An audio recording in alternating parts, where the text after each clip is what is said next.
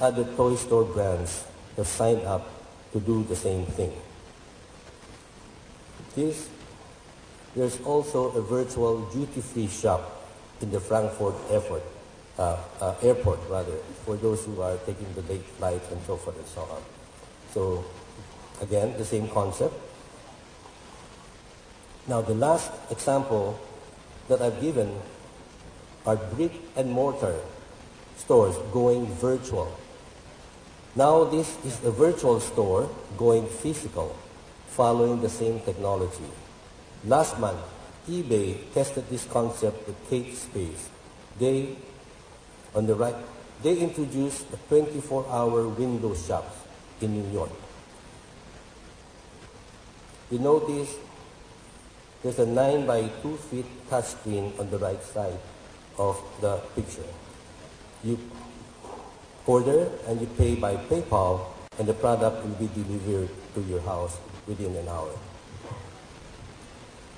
These developments are more than just about technology. It's telling us today is really about in this conference. It's convenience for the customers, providing them with more choices and options, enhancing and adding value to the overall consumer experience, and lastly, cost reductions to business owners. Imagine not having salespeople or food servers, not having to pay expensive rent or have in commercial spaces. And now you can literally open a store on the wall and not be a hole-in-the-wall operation type of store. You don't even have to keep physical inventory. No store maintenance cost. Now let's go to more serious topic, which is about C, the next C, cooperation.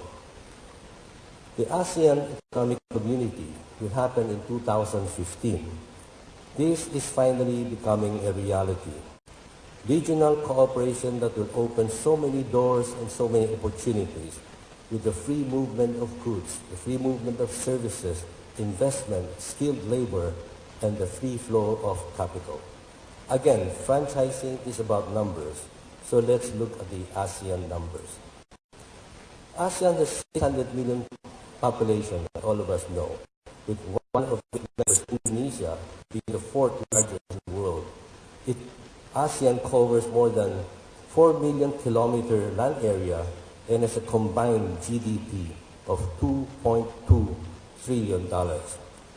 But unlike the European community, in ASEAN, trade with external partner is far more significant than the intra-ASEAN trade.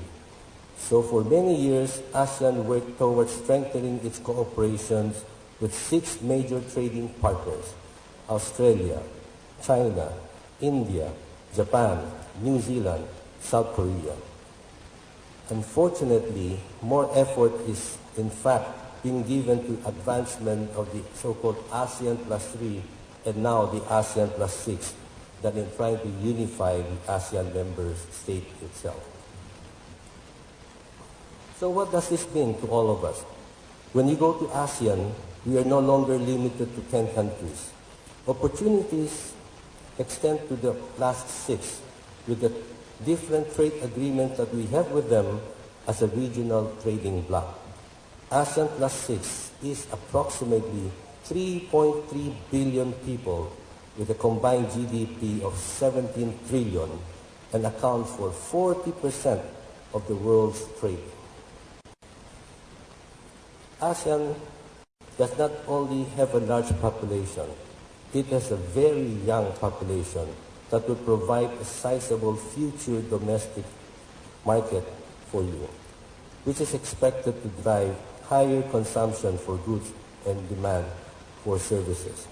ASEAN has a total of 145 million population under age 14, which is twice that of EU and more than twice that of North America.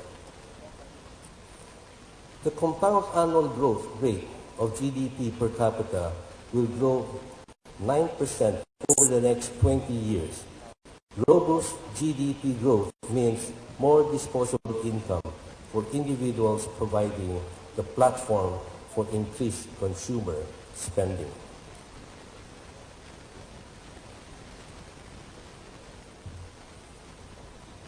ASEAN middle-class population is expected to grow at a rapid compound annual growth rate of 6.2% between 2010 and 2030. And the increasing urbanized middle class means lifestyle upgrade, driving increased demand for better goods and better services. Domestic consumption will continue. Most Filipinos have the grand dream: I will open 50 stores in the Philippines, then I will franchise to the US, and then to Europe. But the future may be closer than you think. I think the future is in our backyard in ASEAN. We have the most vibrant industry in ASEAN, but I can confidently say that the Filipinos know franchising more than anybody else in this region, as we have more CFE graduates in this country than any other country in ASEAN. We now have only a handful of brands out there, and we have so many more that are ripe for overseas expansion. Today, there are more brands coming in than there are going out. So I'd like to encourage all of you to explore ASEAN with Philippine Franchise Association. And when you do, I hope you'll be proudly Filipino, as these brands make your product and brand look and feel as international as they can be, but carry our flag and be a source of pride for our nation, a small way to give back to the people, to our country that has helped you build and nurture your brand in the Philippines. Let us all work together towards making the Philippines as a true franchise hub of Asia, not just by being a gateway to the region, but also by exporting more proudly Filipino franchise brands. Maraming salamat po sa inyo lahat. Thank you very much, Mr. Samuel. Please remain on stage as we call on Mr. Robert Trota, PFA Chairman, Mr. Jerome Tubuin, Overall Chair for International Franchise Convention, Dr. Alan Escalona, Conference Chair for Franchise Asia Philippines 2013, for the presentation of our plaque of appreciation.